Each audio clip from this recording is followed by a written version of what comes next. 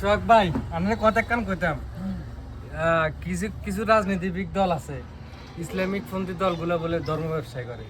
মানে তুই বুঝাইতেছ বর্তমানে যারা সুবিধাবাদী রাজনীতিবিদ আছে দুনিয়া বুক বিলাসে লিখতে আয়ো আয়ো আয়ো এতরা কয় তো সাথে ইসলামপন্থী দলগুলো ধর্ম ব্যবসা করে ধর্ম ব্যবসায়ী ধর্ম আচ্ছা ব্যবসা করে। ঠিক আছে অথচ আল্লাহ এটা বুঝা কোন আল্লাহ কোরআনে কই দিছে ধর্ম ব্যবসা করার জন্য। আচ্ছা ব্যবসা কি? ব্যবসা হচ্ছে বিনিময়। আমি তুমি আমারে টাকা দিছো, আমি টাকার বিনিময়ে তোমার সামান দিয়ে। আচ্ছা আর আল্লাহ মুমিনের জান এবং মালের বিনিময় কি দিব? তার উপহার দিব আর কি। উপহারটা কি? জান্নাত। এখানে আল্লাহর বান্দার বিনিময় হইব। বিনিময়টা হইলো কি?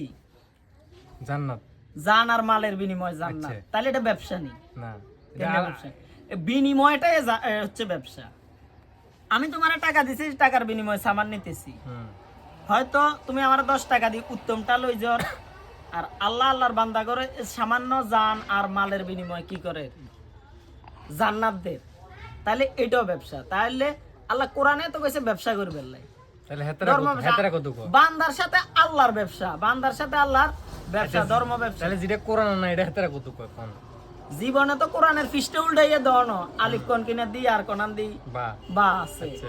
তো তুই যদি ইসলামিক বড় বড় স্কলারে করে ডিনাই করি, তুই যদি ক এই ইসলামে কোনো রাজনীতি নাই, ইসলামে কোনো সমাজনীতি নাই, অথচ আল্লাহ রাসূল তো সর্বপ্রথম মদিনা রাষ্ট্র প্রতিষ্ঠা করছে।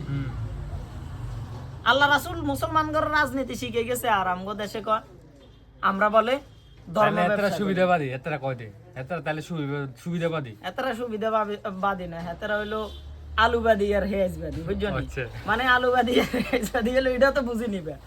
মানে দল ক্ষমতা দাইবো, সিন্ডিকেট করব, আলু আর হেজের দাম বাড়াইবো। কিতাম দাদা কোনো আনে করতে পারে না, কয় এই ইসলামিক দল এটা করছে, ইসলামিক দল এটা করছে, আমার বলে তো আমার এক কথা শেষ। রাজাকার সব আমার এক হেতরা। কথা হইতো শেষ, ধর্ম ব্যবসা উত্তম ব্যবসা, কেউ করতে চাইলে লগে আইও, আর না করতে চাইলে টেম্পো স্টেশন হইতো। লাগা আমালাইন ইল্লাল বালাগ। আসসালামু আলাইকুম ওয়া রাহমাতুল্লাহ।